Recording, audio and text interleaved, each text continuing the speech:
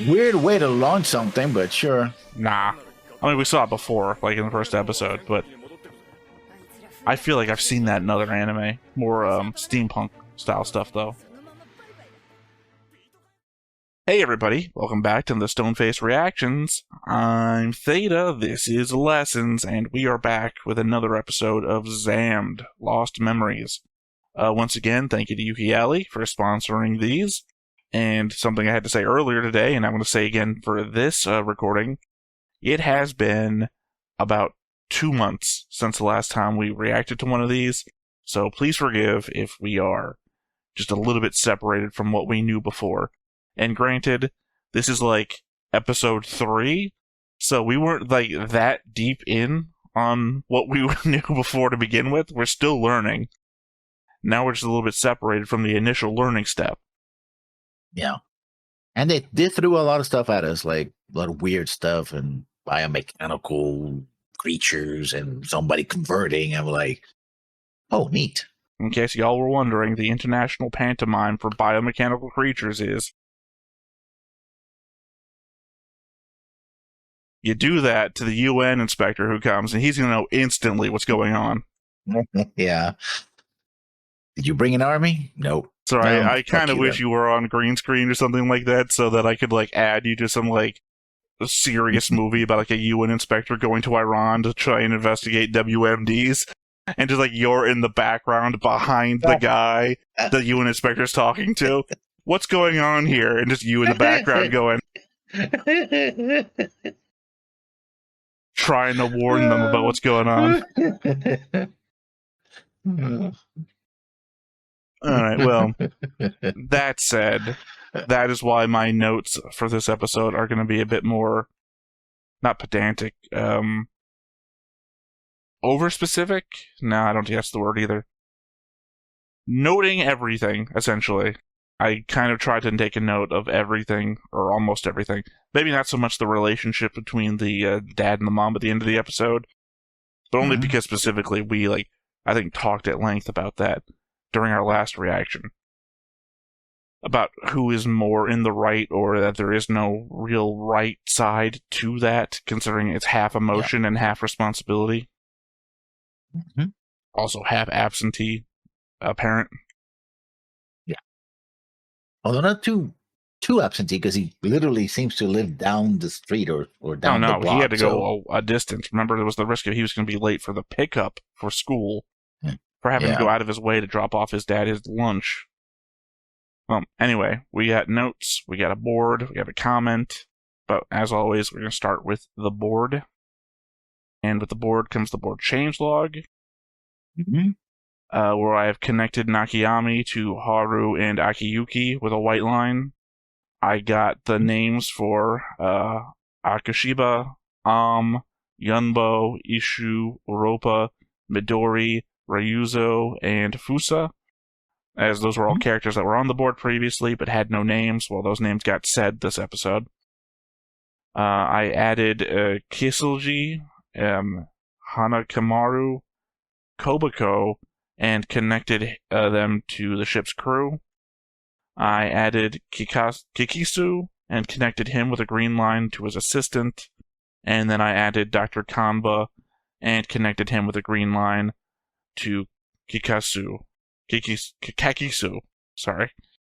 I had a typo in the line, and the typo threw me off with the rest of the name. Looking now for his name. Ishu, Kiseishi, Kimaru, Kobako, Akiyuki, Akushiba, Nakiami.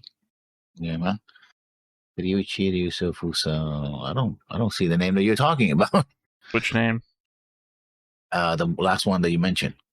Takisu? So had it. Yeah. No, the typo I said. Ishu. The typo I said was I said there was a typo in the line. Kakisu. Which is specifically that I, for some reason, wrote connected him with a green like to Kakisu, and interpreting the fact that I meant line and not like threw me off when I was starting to read Kakisu. Visually, the guy that I would think that I would get drawn as, because he has that look about him. But, as I stated before, I ran us through the AI thing that I typically do, and you got pointed to the main character, Akiyuki, and I got, well, technically, I will say, and maybe this is a bad read for me, but the character that the AI said I was actually most like is Nakayami. But unlike you, who wants to, your Saber thing, right? Where we gender bent Saber to be you in the Fate Zero overlay. I was like, just give me a male character. What male character am I most like? And with that little bit of refinement, that's when I get this guy, who I have a note about. He's not on the board, but he gets mentioned last episode. Interesting indeed. I would say more, but I forgot more about this show than I remember. Therefore, I really don't have anything to say. Because you've only seen 2 episodes of the show over 2 months ago. True. All right, 2 notes then. So Akiyuki has regenerative properties when he is in his monster form, given how he heals from repeatedly being shot inside of a minute. Haru, also having been struck by some of the material after the explosion, could seemingly hear Akiyuki's thoughts, which I think would indicate that in some way everyone that got struck is connected. That would mean that as of yet unnamed girl on the board is likely also a part of this network. The only standout to that would be that Nakayami apparently hears Akiyuki later, and she wasn't there for the blast, so maybe everyone infected by this, no matter where, are in the network. My best guess would be that at some point down the road, they would also be able to transform should they be activated. Akiyuki is the only one that has been activated, though, when Nazuna reached up to cover his face and said, "along with our lost memory," which suddenly showed a gem in his forehead before he transformed. I don't know if being struck by the material and having a phrase said at him did it, or if she actually placed a gem in his head first. To be determined, I guess. You know, the show gives me a lot of strong, I think we said it back a couple of months ago, Eureka 7. I'm sure you vibes. said it, because you're the only one that I know that brings up Eureka 7. Yeah, which I didn't finish watching, because I got bored with it. I think I finished it, but all I remember is like a couple of scenes from like the beginning, and then the whole Under-Earth thing from the very end. Yeah.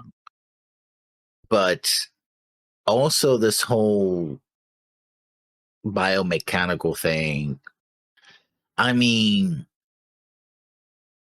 I have a malformed theory about what the egg layers, for better, or the egg swallowers, for a better way of saying it. Maybe what they want to do is end the war in order by connecting everyone, I guess. If everybody can hear his own thoughts, it could be. it's like, it could be, given my first note here is, but I think I refined this later on in my notes. Essentially, I think they're a refugee cult, or, sorry, I was going to say refugee group, but also I think they are a cult. Or maybe not a cult, maybe they're a religious order. But I said, I think I go further into that later on in my notes. Or like Eureka 7, they could say, oh, we're in an alien planet. Humanity did not evolve here, and these are the original creatures from this planet. And we have to connect with them or else we'll die, which is not unique to. I don't think that's Eureka true. 7. No.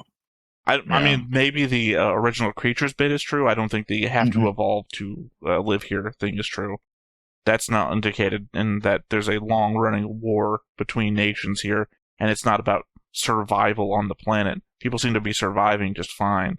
The thing that's detriment to survival is the war, not the planet itself, it seems. Yeah. Granted, we've only really been exposed to 3-ish locations. The island, the metro station, and the place over the ocean that we first meet the ship, which I have a name for later, but I can't remember off the top of my head. I can't come at you. I can't travel that far. No. Go and you literally will give me one of these. But I can't come at you, bro. At this. Yeah, you give me bring it. Or Get over here. This is a kung fu movie. We start squaring up, but it's a long distance to travel. That's not what I meant. That's not what I meant. I meant to your next guy. Oh, that whole green screen thing comes up again, right? I should like stand up and walk that way on camera. Just emerge behind you. Yeah. Go like.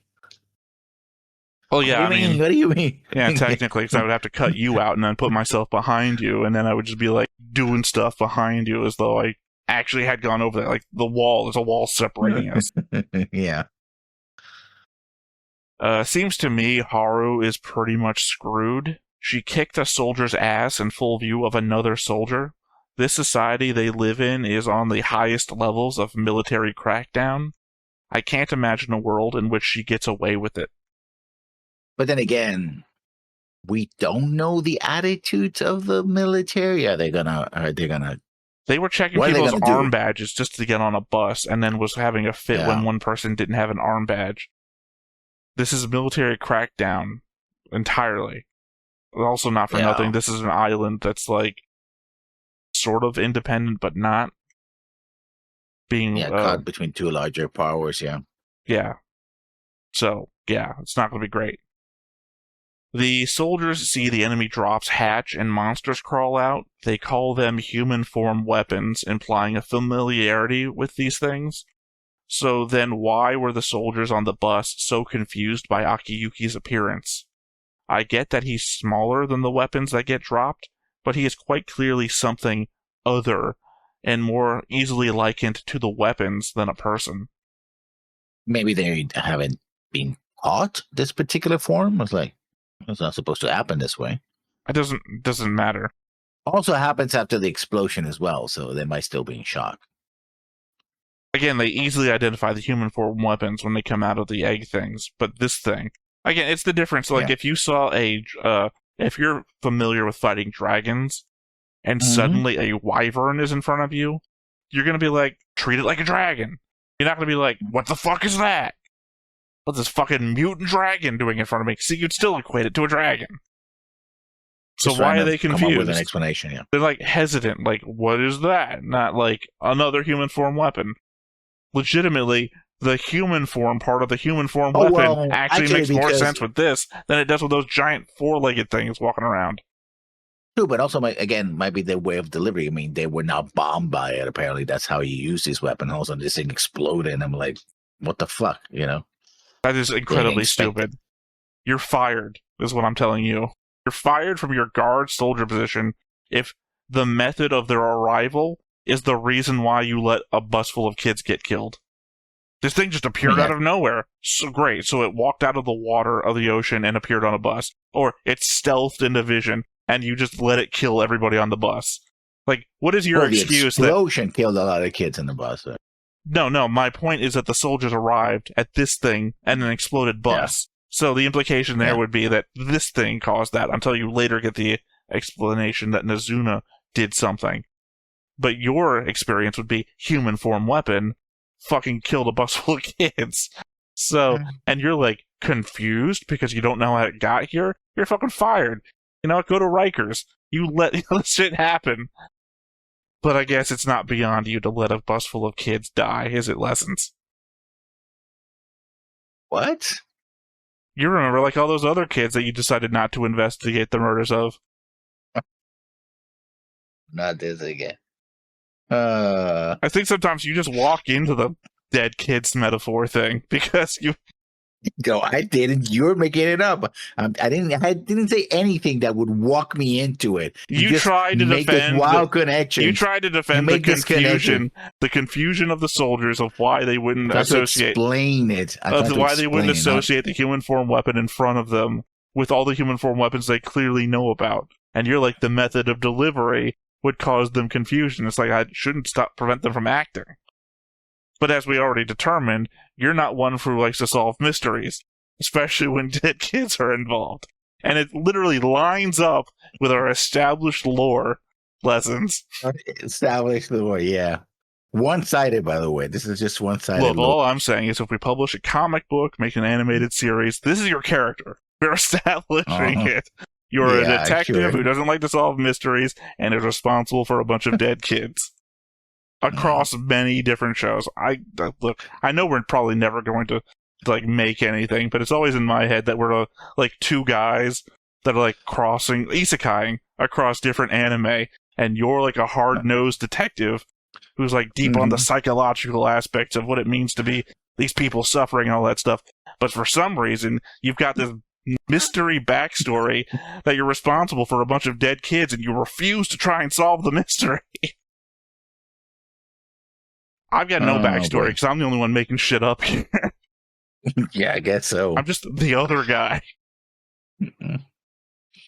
The observer.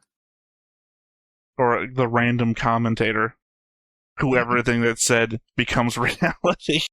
I'm the reason you refuse to investigate the dead kids because I said it and it became reality, and you're like, fuck no!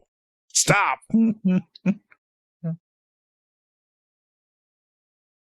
I'm like the Joker combined with Q.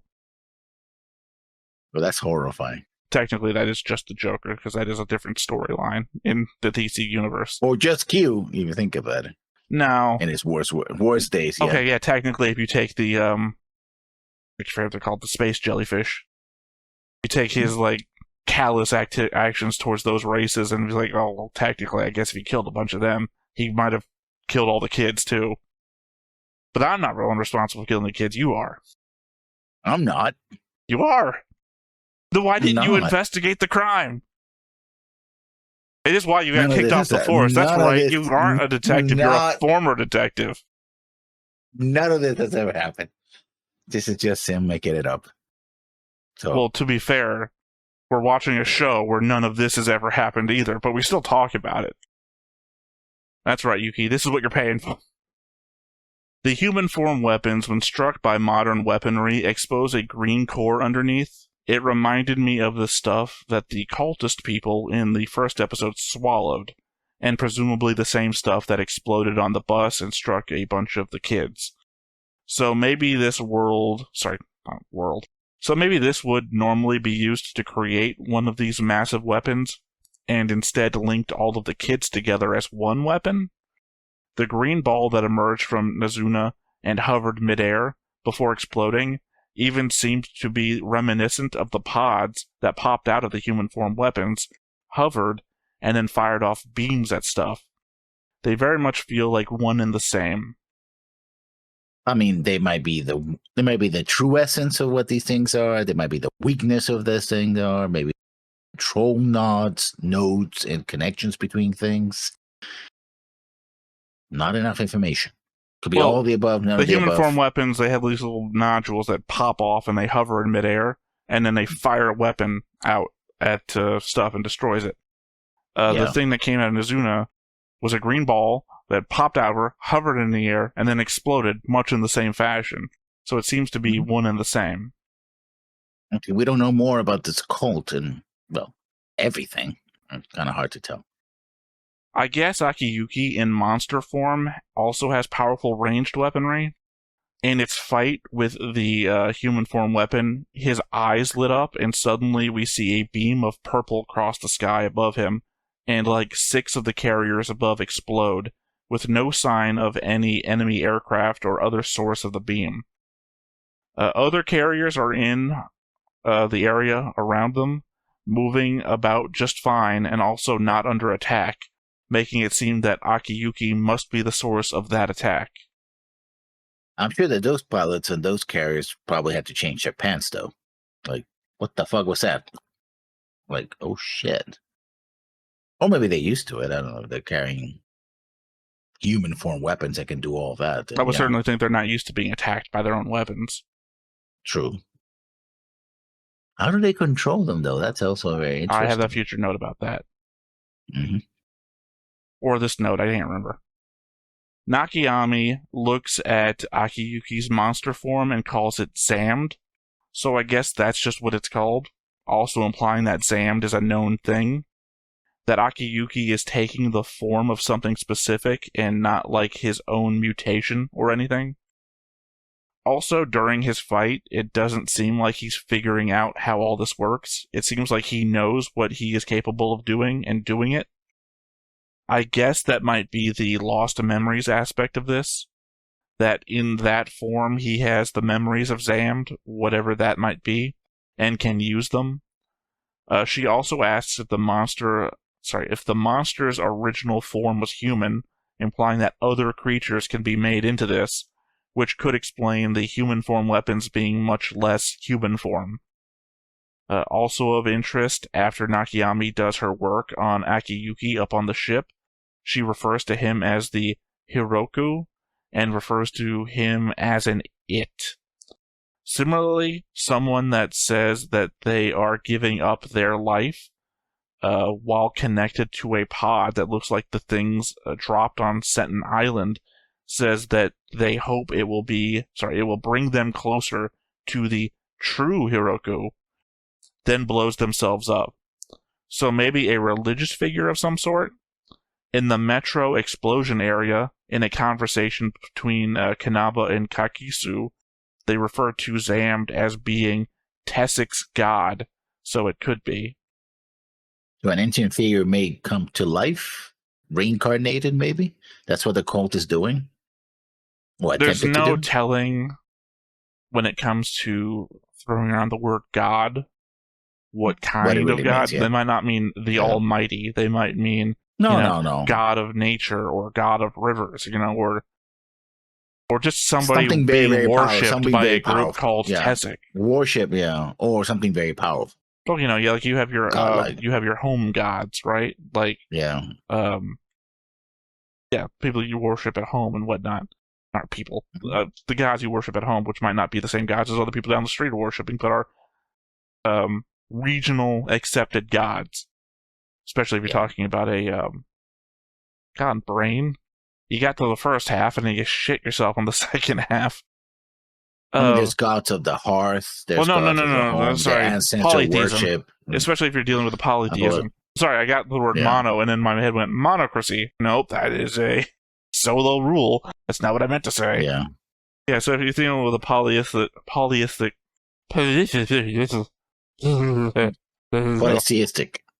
Yeah, I know the word that my brain wants to say. My tongue decided to develop a lisp somewhere in the middle.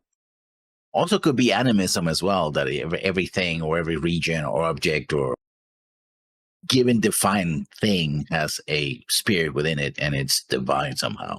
I don't think you would call it Tessik's god, though, if it was animalism. Animism, not animalism, animism. Yeah. I know what you meant to say. I just said the wrong word. You meant to say. I know what you said. You didn't mean to say it. You said it. Yeah. But you're talking about the spirit within the objects or the spirit within the creatures, and I'm saying that I don't think you would say that for Tessik's god, which seems to imply singularism. I mean, you can have the god of a mountain, the god of the mountains, right? Right, but they're saying Tessik's god, not one of Tessik's gods, or, they're saying Tessik's god. Yeah, a city-state or a nation could have its own entity as well, so yeah. Yeah, but I'm saying if you believe in the spirit in anything or everything, then you wouldn't call it out as Tessik's god. You say the god of the mountain, or you would be more specific because there would be a reason to be specific. In absence of other, we can refer to things as singular. The reason why we have names, right? We just call you if you're the only one besides me. But there's many others, so I gotta give you a name, and sometimes specific additives to the name to determine you from every other person. And then you made up your own fucking name for the internet. So yeah, pretty much when you had to escape that bad rap you got from those. Oh God, here we go again. What I appreciate about this, it's so funny to me, and clearly not funny to anybody else, is that the element that I only bring it up randomly across shows. So unless you're watching all of the shows, this is just something random I bring up and laugh about and doesn't mean anything. If not for the fact that I have put it out, like Gundam Seed episode, and then say Fate Zero, and then Here, and whatever other shows, you have to be watching everything all the time to keep up with the lore. I feel like putting your right hand in front of the stone on Xam'd's forehead is some sort of control/command system. Nazuna activated Akiyuki's monster form with some words while holding her palm in front of where the gem was on his forehead. Nakayami essentially prevents him from moving after stabbing him in the hand by keeping her palm in front of his gem on the monster's forehead. So this is a control thing that you think. The problem with that is... No, I think I've got another note later about the actual control thing. This is just what happens in that scene. She puts her hand out, it's in front of the gem, she's talking, it doesn't move. I mean, you could argue that the stabbing through the hand creates the rock thing, and the rock thing can envelop him, but that's his hand. There's no reason the rest of his body can't be moving around, but it doesn't, and that's the only thing she's doing. There's again, I don't know where it is in my future note, but I think the command mechanism is something else, and I'll get to that if you're waiting to address that specifically. This human form's soul will be transferred to you. That is the purpose of Xam'd. So I guess they fight human form weapons and collect something from them. That is why Xam'd exists. But if it's really souls, then what are we doing with them? Like, do we mean souls in the religious sense, or do you mean in the way that sometimes people measure people and casualty statistics? If we are confirming an afterlife and transferring souls, then what is the point of it all? Also, if you die and your spirit gets taken and put into something else, has it really been saved? As in, I give the spirit and you say... Sorry, quote here. I give the spirit you saved to you, Nakami says to Haru. I mean, saved could also be like contained or stored as well, not merely saved as in, save you from thing. Again, assuming that they're talking in the religious sense, souls, and not like there's 17 souls aboard that ship, that sort of thing. Yeah. I don't know. When I was in high school, I bought people's souls. Oh. Yeah, I would write out a little contract on paper about I'm buying your soul, and your agreement to that would be your signature on the bottom.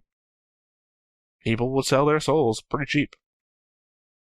Interesting. Well, as an atheist, I thought my best plan would probably be to hedge my bets. So, depending on the afterlife, I've got a variety of souls that belong to me. So, nothing says you can't negotiate. Well, true, but who says the legality of that paper is binding post-mortem? So, well, you did that in life. You're dead now, so who cares? I think your argument then implies that so long as I die first, that's still binding. No, I mean, that I own your souls up until the point where that person dies, in which case I own those souls post my own death. Either way. Also, I'm pretty sure I wrote something like in perpetuity. Can you... Well, perpetuity means... forever. Yeah, but forever... I think so long as my consciousness exists, that I'm still around. Because it has to be my consciousness that then transfers with my soul, right? Otherwise, I'd have no perception of what's going on. In which case, would it matter? If the purpose of hell is to punish sinners, then what is the purpose of punishing people who don't know what they've done or what's happened? The cards they are playing with, says 6, 7, 9, that's a winning hand, and lays down 3 cards. He draws them out in a specific order so we can tell which they are. 6 is a crook or a question mark with no dot. 7 is a triangle with a dot in the middle. 9 is a Z with a single dot on either side of the middle of the Z. I have no clue if any of this means anything, but if we are presented with some strange number mystery down the road based on this, I'm trying not to be stumped. We do see Greek lettering, but I don't think any of those are... No, that's not their Greek. They're literally like symbols representing numbers. But we also see them playing cards in the opening of the show, so it might be that this is just some sort of numbering system. Like, there could be a mystery down the road where we see like a crook and a triangle with a dot in the middle as some sort of code on a paper. And again, I just don't want to be stumped by it later. Just another little notation one. Santon Island is apparently well known for micronized parts, and Zanbani is the name of the ship, apparently. Micronized parts, I guess part of the technology that they use to make their ships and planes and whatnot. And computers and radars, because they do have those. Yeah, the weird old man that I added to the board is the one who's apparently bringing them to the ship. So, I guess human-forward weapons need control devices of some sort. The four-legged ones attacking Sentin Island seem to have collars around them. When Nakayami gets Akiyuki on the ship, she stabs a bar through the gem on his arm, pulls the top off the bar, and it wraps around his arm in a similar fashion to the human-form weapon's collar. So this is the note regarding the control devices that I was talking about before. I guess so. Because otherwise, I mean, you just these aircraft or whatever they're called, they literally were bombing the island with monsters, right? Instead of dropping like nukes, they were dropping, monsters who then just go on a rampage. Well, I didn't write it here in the note, but what it made me think of was Farscape. The Leviathan collars. Yeah. The kid says, is he nicer than Raigyo, which is a character that hasn't been introduced yet, but I know the name due to asking an AI which character I would like the most for the overlay we're using, so I recognize this guy's name, I guess implying that he's on the ship somewhere. This guy, obviously, in the overlay. Yeah. So, apparently, either I'm really nice and the kids are comparing it to a really nice guy, or I'm a complete asshole, and they're just asking, is he better than the worst asshole we have on the ship? Yeah. Sentin Island suffered 2,886 dead and injured from the human form weapon attack, 958 military and 397 civilian. And yes, that only equals 1,355, so don't know where the remaining 1,531 comes from. I mean, they're casualties. No, 2,886 dead and injured. Oh, dead and injured. Right, of so which 958 are military and 397 are civilian. And as I said, that's only 1,355, which means there's a remaining 1,531 unaccounted for. As I understand, you were saying casualties, and that's dead and injured. Injured are casualties, dead are casualties. That's the total number, and that's the total missing number they get. Casualties as well. Yeah. They didn't say missing. They said 2,886 dead and injured. I'm just repeating to you what the news report said on the radio. They did not include a word missing anywhere. The radio says that there's been no comment from the northern government, but it also may be the work of the refugee group Daracine, a name we haven't heard before. So that might be the name of the cult, which might also now be a refugee group. Kind of in the same way that the South Seas Alliance in Thunderbolt was both a cult and a nation. Yes. Alright, well, my last note then. I guess the Metro explosion site that the Doctor and Commander are observing while discussing the future of the research project was the site of another Xam'd explosion. The Doctor calls it a Xam'd anyways. He says that a monster and child He says that a mother and child disappeared when the Xam'd was born, then offhand remarks that the Xam'd looks like a mother protecting her child, pretty much instilling in us the idea that the same thing Akiyuki went through on the bus happened here as well, but much less successfully. Now, if they've done it before, and they're doing it again, are the Xam's supposed to be a unique creature or a type of creature? Well, if the implication is that Dacine, whatever, is some sort of, not a refugee group or a cult, but also some sort of uprising, then they might be doing this to create chaos in the midst of, I guess it's the northern government, because we haven't been introduced to any other factions fighting control of the area. Yeah. So it might just be an insurgency by creating chaotic weapons amongst the local civilians. Seems to be the implication, but it also seems to imply something about that group then if they're doing it into a place where a mother and child would be exposed to the explosion. Then again, they did it on a bus full of kids, so I guess that implication's already been given. Yeah. Okay then. That was your notes. I believe you have a comment? From Bruce Ingram from Blackout on Sentin Island. I thought the show has a Ghibli feel to it I too thought the show has a Ghibli feel to it with a bit of Tamino in there. Google keeps trying to convince me Kenichi Yoshida, worked on many Ghibli films, parentheses, is the character designer for the show, but the sites I trust don't agree with that. They do have similarities to his designs for Tamino's Overman King Geiner. Lessons. Just because you see a studio in the credits, Gainax, it doesn't make it their production. Most studios do outsourcing work helping out on other productions. This is a Bones show, like Eureka 7, Razafon, and both adaptations of Full Metal Alchemist. Yeah, that's a problem when you can't read the kanji. I can, and therefore it probably says, with assistance of, or plus Gynex, and I just read Gynex as it's in Latin. So yeah, absolutely right. Ignorance is not always bliss. Okay. Sorry, it's in my head I'm thinking, well, most of the time it is. Yeah, just what I...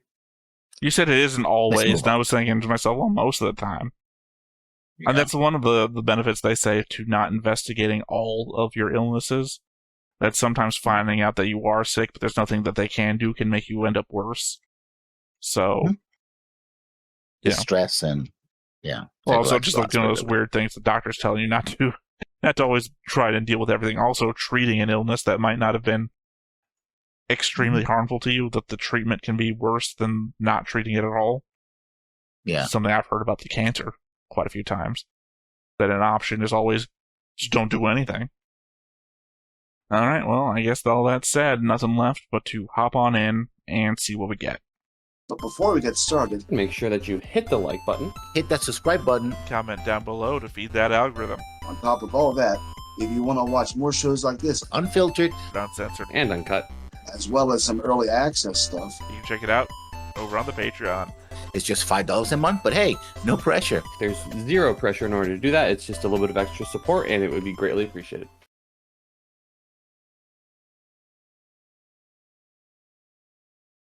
So I think before you said you liked this opening. Yeah. And I don't know how you like this opening and not like the Durara opening. By which I don't mean the current Durara opening, I mean the first Durara opening, which is... I liked it. I actually did like it. I think you said you weren't a fan of it. No, I was a fan of the second one, the first one. Hmm. Oh, this is Crystal thing, isn't it? Yeah, usually... Well, when I do these solo, I do like breakdowns of the opening, and I don't think I've done that for this yet. Yeah. I mean, maybe I should now that we're like 3 episodes in, and at least we know a bit more about the characters. And, they are where they're associated with, like Akiyuki is now with this crew. Yeah. I guess there's an element there that kind of reminds me of Black Lagoon. Yeah. Well, because, it's a guy out of his element who's now joined up with these people that are doing all this stuff. Hey, it was Chow Ming from Thunderbolt. He was walking in front of the old lady. Oh, you got a real kick and laughing about Chow Ming back in Thunderbolt, but I bring him up now, you don't fucking care.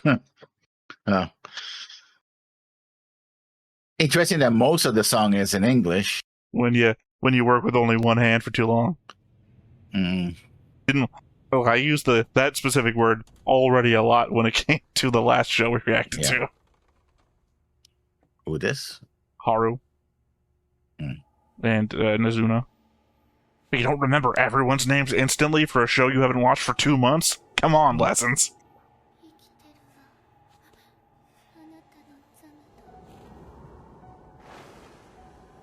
Okay, little terrorist.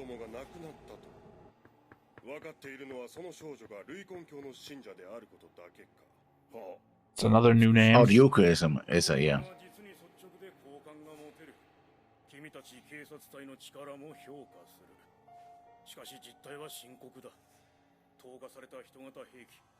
I guess I think the ceiling in here is a bit high.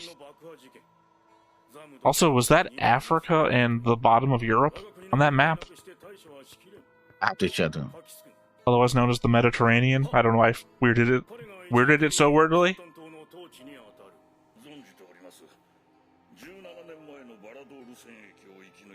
I also remember he's from that island, which is why they thought it was a good idea to send him back there. 初期人型兵器に立ち向かい散っていった戦友たちです。不運にも拾われた命、この使命のためにかける所存にございます。自らを蔑んではいけない。ここは先担当式に。 This is the way of Sentin Island. That's interesting. Again, he's from Staten Island. What I was just saying Yeah, I know. before. So, is Sentin Island to be like this version of Japan, right? The willingness to die for. 今日からお前が船長になるか？辞退させていただきます。一周、警戒信号が出てんだよ。次の目的地はどこだ？白浜ヤード。だよな。時間がない。とっとと荷を片すんだ。 Prepare to be boarded. 人手が足らねえんだ。お目覚めになった坊ちゃんにも手伝わせるぜ。気根湯だ。一息に飲め。ヒルコが落ち着く。ありがとう。だけど The SFR is inside of him.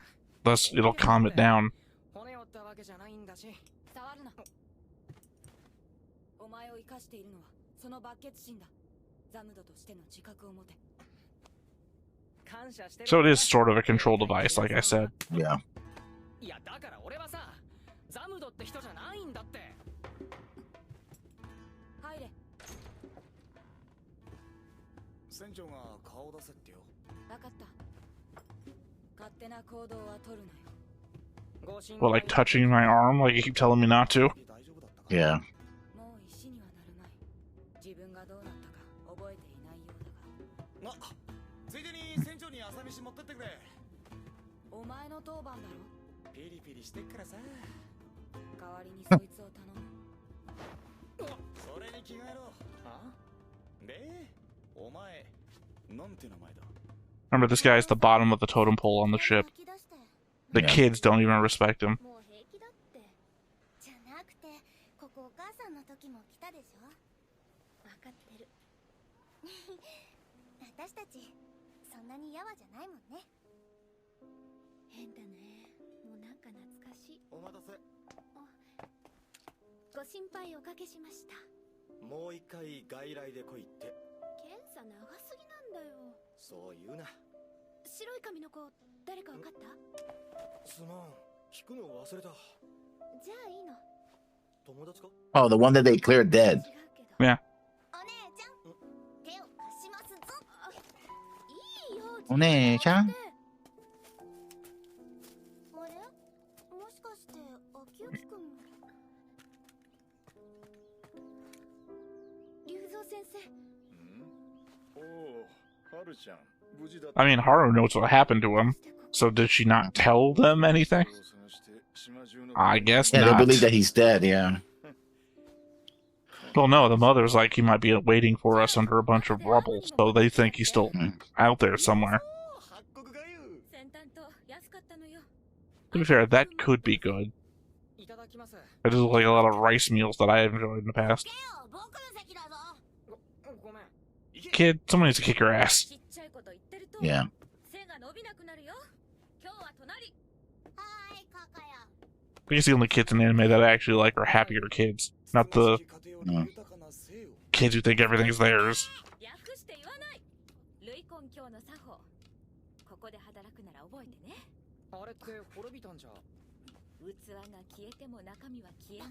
おかわり。そう。食事とは逆ね。 Also, they are also a rookieist as well. Yeah. I was gonna note that, but I was waiting for her to finish talking about what I was gonna say. 俺らは郵便屋だ。半年もすりゃおめえもなれる。半年？元気よく歩けよ。分かってるから。押さないでください。かけるか？このガキがどれだけ持つか。半年以上？いいか？さあ、どっちにする？はじめまして。ずいぶんとヒョロヒョロだな。あ、乗れねえ賭けだ。人型を倒したって話も怪しいもんだ。おめえが Also, are we not gonna mention that Popeye arm he has going on? なんか俺 Yeah. ここで働くみたいな流れになってません？ただ飯空気だったのか？違います。俺先端島に戻らなきゃ。おめえさんには決められねえ。え？全決定権は船長にある。お供してやれ、握手は。ね、黒髪メガネの可憐な美女。それが船長だ。 Yeah, I don't think sweet applies. Yeah. 何すねてんだよ。で、 Okay. どういう了見なんだ。これで何度目だっけ。毎回最後だって言ってるよな。 Okay, yeah, no, I was wrong about the Africa Europe thing. だんまり作戦。あいつはザムドなんです。放っておいたら。言い訳は分かってる。だけどね、代わりに船が狙われるんだ。お前がいくら肩入れしたって結局どっかで化石になっちまう。うまそうだね。女が生きていくための鉄則。命と情けはたやすくかけるな。家と股には鍵かけろ。ここは笑うところだろ。 I mean, that's just a bad version of the world. 私だって朝ごはん食べたいんだから。これ予備倉庫に置いといてね。何？どこだよ倉庫って。猫股？お前まさかあの時の。 Yeah, you almost hit me with your bike.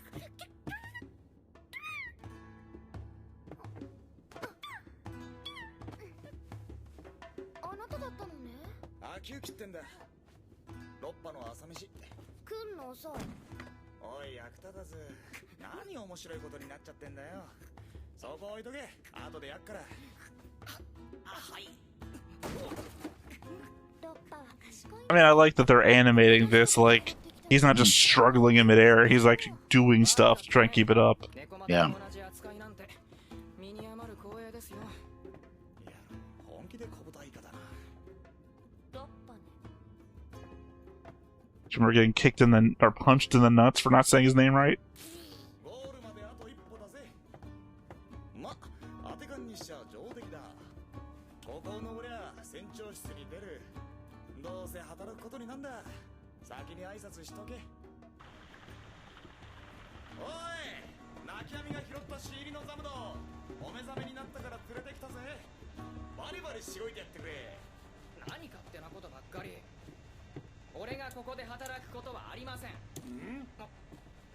Also, what the fuck happened to this guy's head?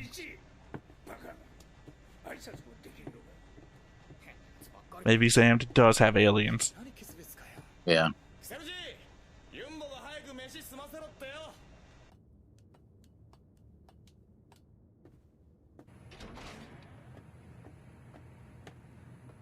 I thought he was going to walk in This whole turning to mid-conversation stone with the thing. captain. お家に帰れっかもよ。 But we already know that. Yeah. What do All you mean? the human form weapons turn into stone when they've been hit a bunch of times, when they get stabbed. Just seems like something that they decay.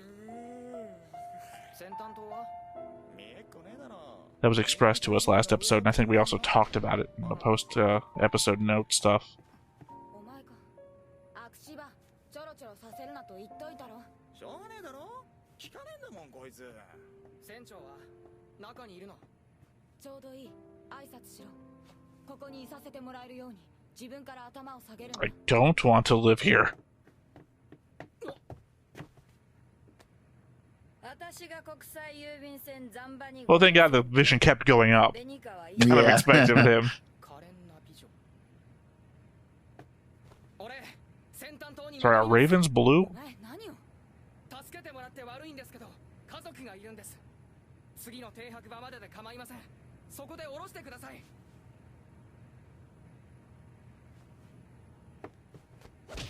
To be fair, I thought he was going to get kicked in the face when he was looking down, so... 人の船に乗っといて名乗りもしないのか。やめとけ。泣き網に礼は言ったのか。この子がいなけりゃお前はザムドにもなれず死んでたんだ。謝れ。ザムド、俺は秋雪って言うんだ。お礼だって。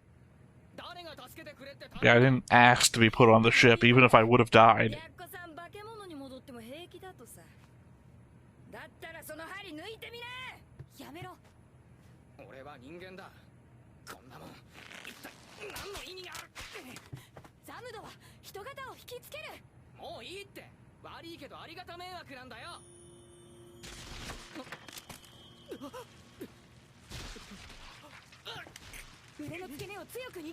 I mean, it would be a character arc, you know, have to learn to control it. Yeah.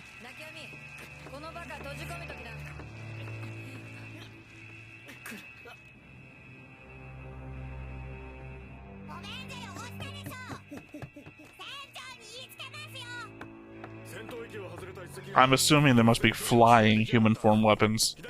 Yeah. こっちに後ろめたいことは何もないんだ。ビビるやつほど燃費が悪い。一服する間だけエンジンふかしな。了解。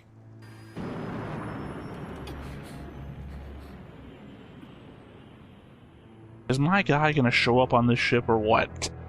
Just where there. It said his name.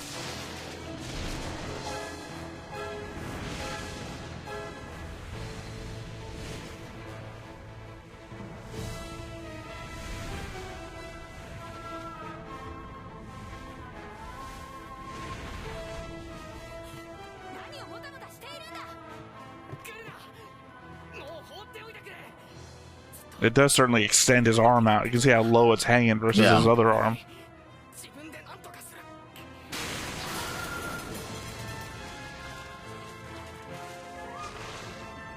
Also, it's I from Frontier. Yeah.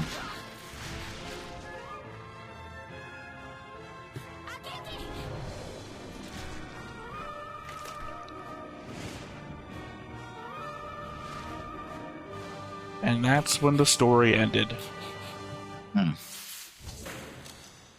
See? Joey gets my credit roll. I understand. Yeah.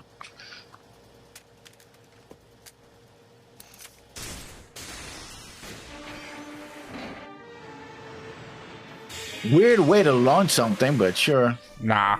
I mean, we saw it before, like in the first episode, but I feel like I've seen that in other anime. More steampunk style stuff, though. ビートカヤック泣き雨が外に次元射出しやがったなんて言ってた秋雪が人型に取り込まれたって噴射そのまま距離を保って人型を追尾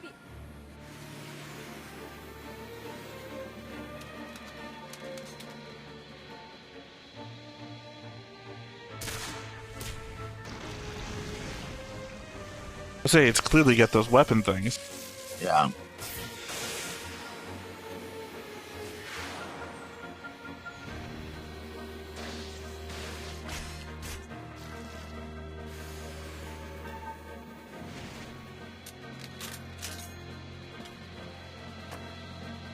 Okay, what the hell is that? Oh, I guess the whole needle thing, right? Yeah. Same thing, she stabbed through Akiyuki's arm.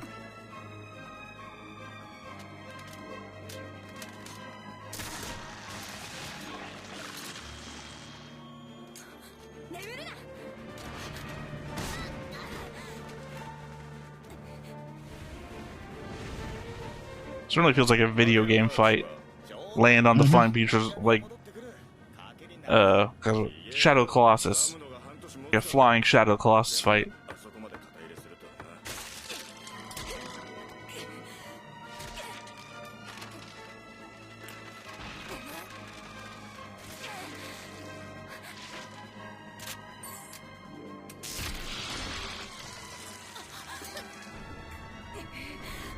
See, that's what I'm talking about, the green goo on the inside.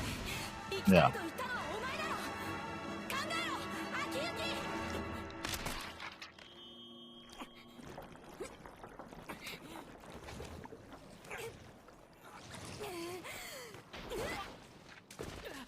Oh, she is strong. RKO out of nowhere. 身を起こすなヒルコが目覚めている時人型はお前を狙いに来るついてこい I guess red means active and blue means asleep. 黒髪メガネの可憐な美女ねなもん Again, I thought Raven meant black, not blue. I mean, it's anime. Blue usually is. It's so black that it's blue.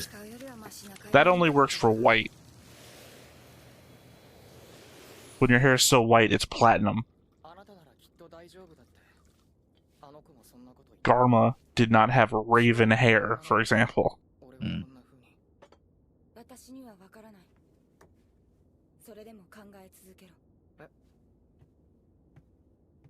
Also, what happened to the ship that launched that thing? Yeah, just did it and left.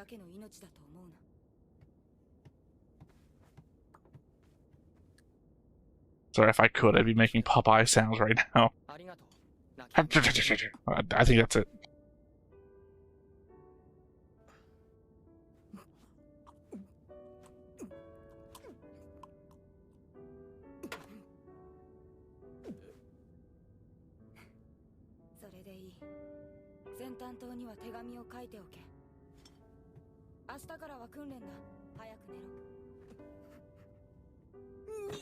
I mean, we're following pretty standard like anime story routes here. Yeah.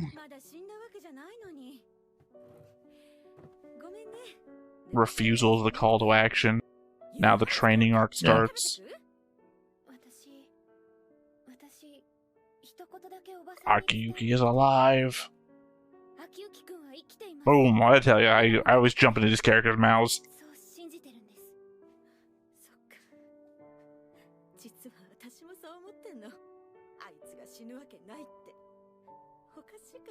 Oh, and something of a romantic triangle because he's interested in her. I don't know if she feels interested in him. I appreciate that you said triangle and then didn't describe the other guy that I think you just omitted from your triangle thing. No, because it's two girls. It's the girl that is on the ship. No, remember, there's the tall guy with glasses who's also interested in Haru. Yeah, but that you just completely omitted that I thought was going to be your first thing. Also, not for nothing, if you weren't the main guy, Akiyuki, the tall guy with the glasses that you're trying to throw away, is the thing the AI said you would also be like.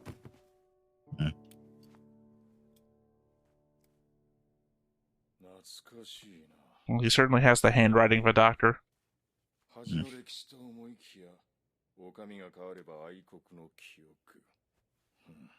Lost memories, would you say? Barador. Seems like there was a massive battle back in the day. 17 years ago. Yeah. Oh. The guy who blew himself up, I think that's one of the things he had. He put in his mouth and then exploded.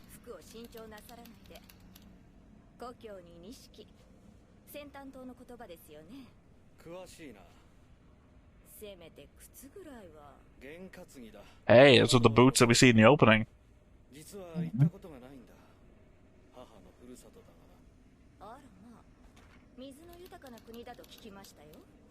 an island.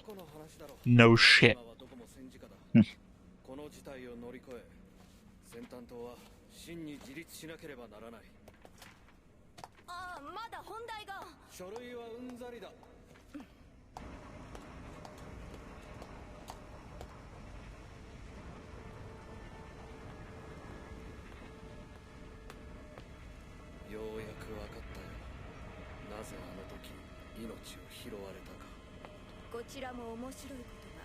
Is it the ship that was following them that launch? It's the island of my mother. No, this is a place. Not on a ship. Oh. It's the island of my mother, and then he's looking up at the like a mother protecting a child, saying, "Oh, I think I finally understand why I survived." But it's in Greek. No, this is the metro that we saw them at before. I thought he went back to the but island. The lettering. I'm not talking about the lettering lessons. He said something very important about his backstory, and you don't seem to give a shit about it. I haven't let that go yet. That's what I was talking about.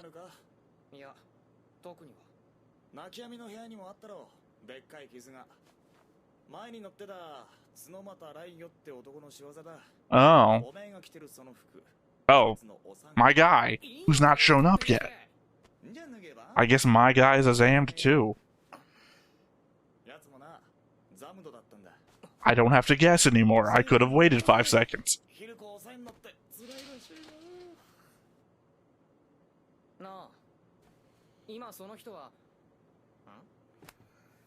Yes, please tell me. I'd like to know where my character is. And I guess I wasn't to be in this episode. I'm gonna have to wait another month to possibly find out. I feel like when I get invested in these characters, when I have like the AI choose them and everything like that, it's like watching a D&D game where I have a character. oh, I hope my character is something cool this episode. No, like I said, the dude was saying, while looking at the thing from the Metro, it looks like the thing from the Metro anyway, like a mother protecting a child, the doctor said. And then he refers to his mother being from Staten Island. It's the place of my mother's birth. And then he goes, while looking at it, oh, I think I understand how I survived now, implying something about his past, referring to his mother having maybe sacrificed herself to save him. Yeah. And in that moment, I don't give a shit that the words are Greek. Obviously, what I'm probably going to do is take it to Google Translate, and it's going to figure that out for me. You know, everything that I translate off of paperwork in these anime, I'm not learning Japanese and then applying it. AI is doing everything for me. I would not doubt I could possibly get an AI to write a minute-for-minute script for me to say. You know, that might be interesting just to do, just to see if it gets anything right, or if I'll just be like reading a script. It's like, okay, minute 20, and I'm saying something that's not happening on screen.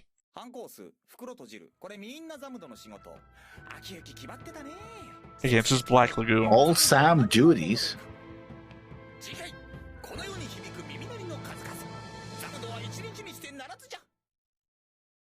It literally was. You got hit by an explosion, the girl touched you on the head and said, lost memories, and then you were there. Xam'd was built in a day. Seems like the show is more implying that a Xam'd can fall apart in a day.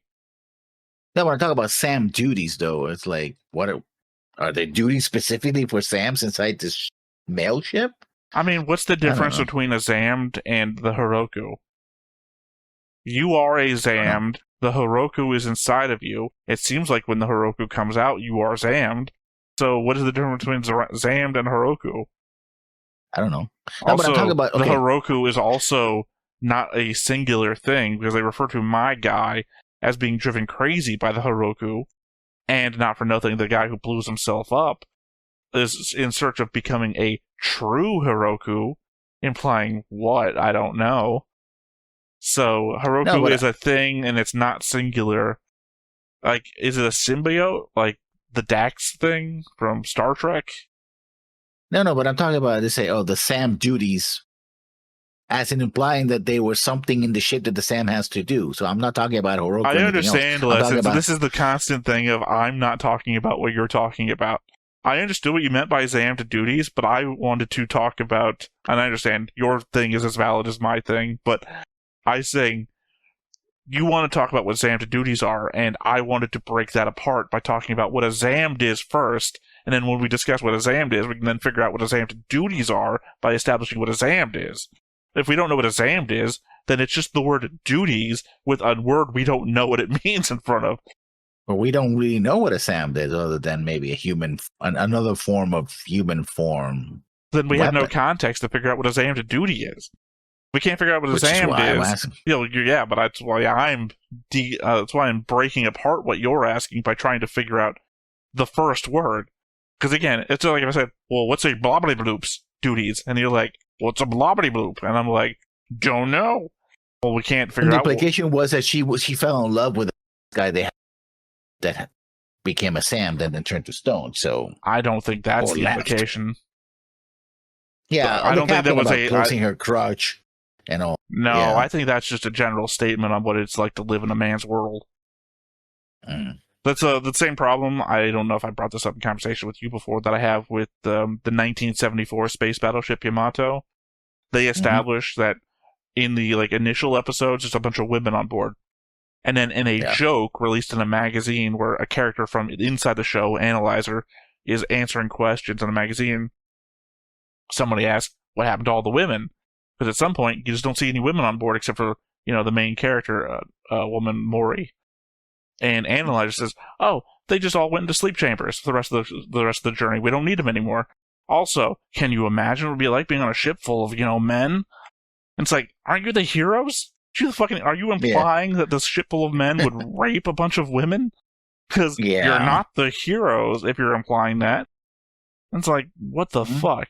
So, I feel like this is just point of view shit, like what it's like to be a woman in a world run by predominantly a male military. It seems like we have only seen the men in the military. Like even what's his name? The commander guy has a woman as assistant.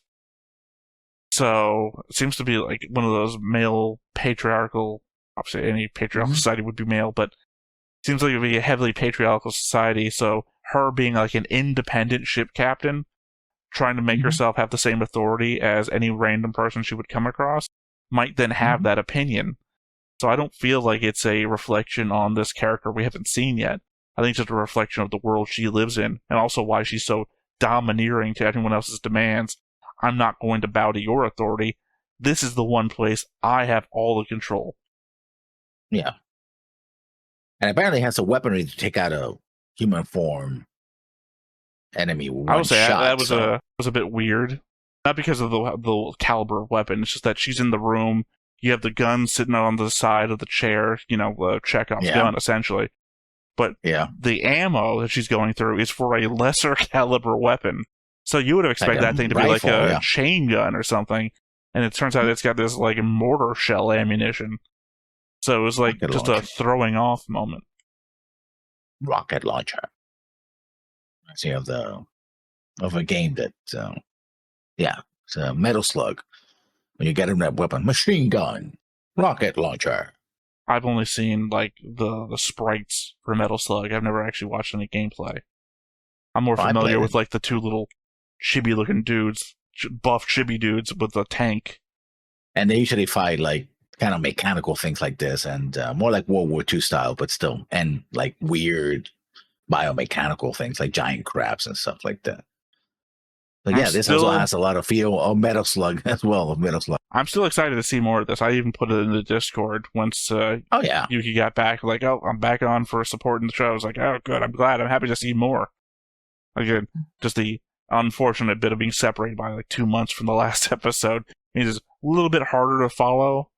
Because I feel like there's like minutia and details that are kind of being missed out. But I hope that I covered that in my notes about what we saw last time, and I feel like there's that same minutia in this episode when we cover little bits like, like I said, our differences in the read between what the captain was implying, where you felt like she was implying that she was in love with this guy who went crazy to the Heroku inside of him, which I didn't read that at all, or the commander and what he's implying with his own backstory when he's looking at the Xam'd that the doctor in the previous episode, doesn't that look like a mother protecting her child?